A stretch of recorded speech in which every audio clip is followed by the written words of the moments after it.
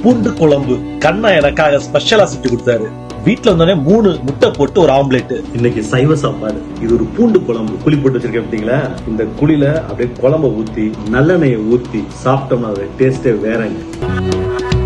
பூண்டு, கத்திரிக்காய். இந்த குழம்புல கத்திரிக்காய், நிறைய பூண்டு, கொத்தவரங்காய் எல்லாமே இருக்குது. பூண்டை விட்டு சாப்பிட்டு பார்ப்போம்.